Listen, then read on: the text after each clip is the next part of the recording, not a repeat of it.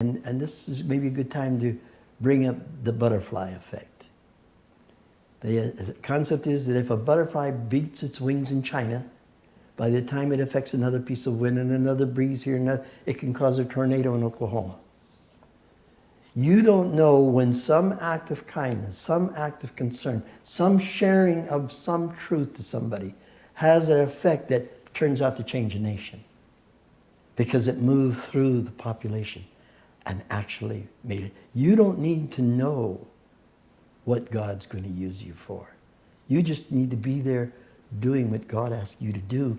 He will take your understanding, your gift of service, and make it effective.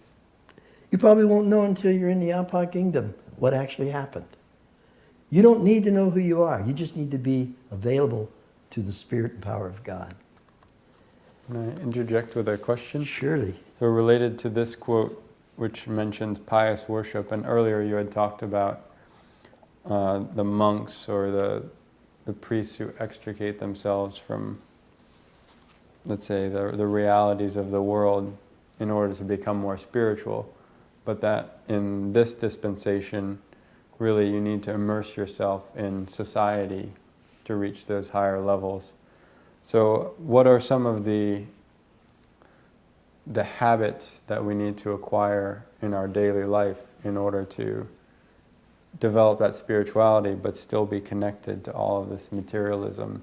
Well, in Tabernacles of Unity, which is the latest book that's been translated for us, Baha'u'llah makes it very clear, when it's all said and done, we have to help people see the beauty of the sun of reality and its shining truth.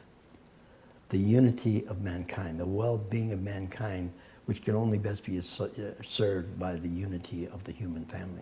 We need to shine the light of what is really the goal of this particular age. And as a result, it's less about, how should I say it, hardcore studying, but keep facing the light.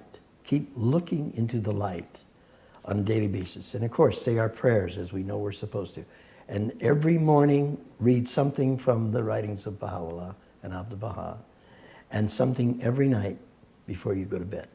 Now, I can only say some of the greatest moments of my life have come when I picked up a book and I read out of nowhere a passage, and it just struck me that it was like God's voice speaking to me. I think that the habit of really just doing what we know we're supposed to do, and at the same time, keep looking at the beauty of truth, the beauty of life, the beauty of what's good. But also, whenever we do pick up the Word of God, to treat it with great respect and read it with the idea there might be a message for me tonight or this morning that I should do. And of course, you can do this any time of day, when you feel like it, when you're particularly having to make a decision. I think it's the habit of believing that random exposure to the writings has great power, along with the student. But when you do see something and it really does move you, take it serious. Sometimes it really is the way God is guiding you to an action, a behavior. I've actually wound up going in and telling my wife, we're moving. We're on our way. She says, I don't want to go. I said, I can't help it. I feel like we're supposed to go. I read a passage in Tablet of Divine Plan. It's time to move to the south. Well, we wound up packing in, all because I somehow made a connection that it was time to move from Massachusetts to somewhere in the south, and eventually we narrowed it down, asking and seeking to know that it was Chapel Hill, North Carolina. And only because of reading and writing and having a sense of things, and having once driven through the city and got a feeling.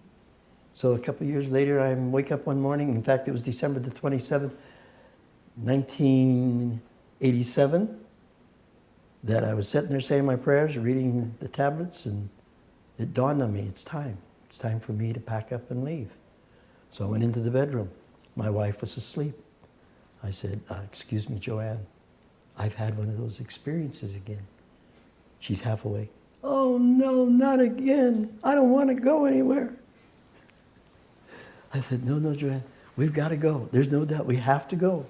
But you get to choose between Georgia, South Carolina, North Carolina, or Virginia. Now I'm saying to myself, if she says Chapel Hill, North Carolina, I know this is all from God. She says, I don't want to go, but if I have to go, there's only one place I'd even think of going. Chapel Hill, North Carolina. It says, done, babe, we're going. Now, is this the way it always works? No, I'm not going to tell you that.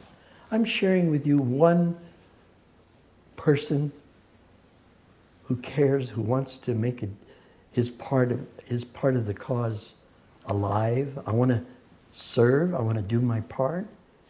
This is how it's worked for me. It's been wonderful.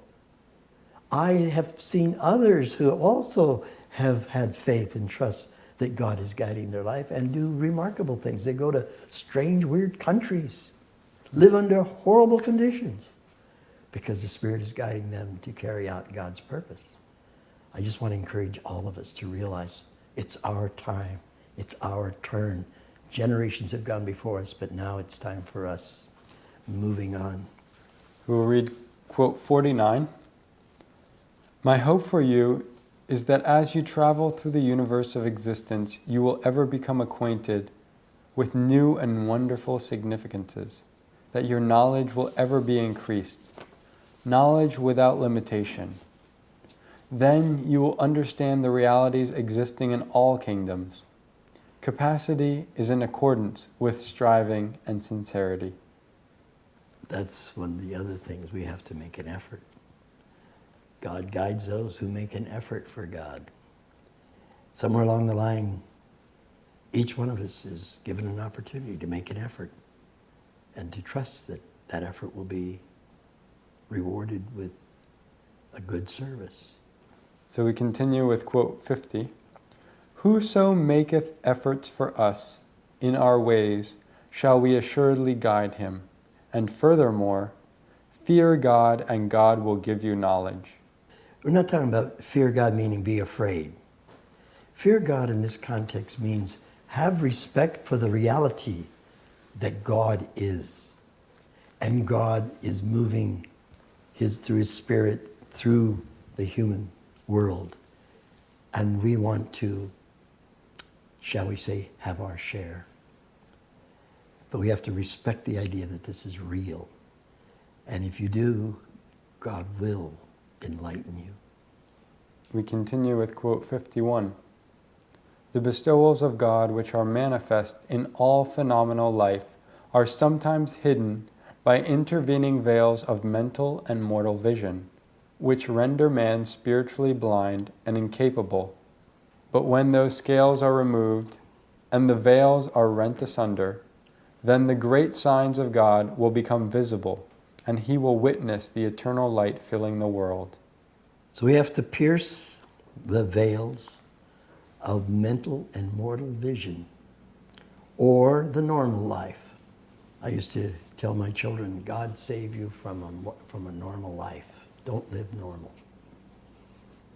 Rise above the normal life. And watch the veils of life, the illusionary world, get rent asunder. And when you do, you'll begin to see the signs of guidance in your life. Quote 52. We have consumed this densest of all veils with the fire of the love of the beloved.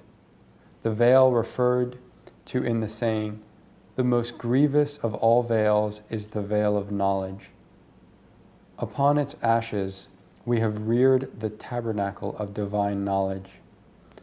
We have, praised be to God, burned the veils of glory with the fire of the beauty of the best beloved.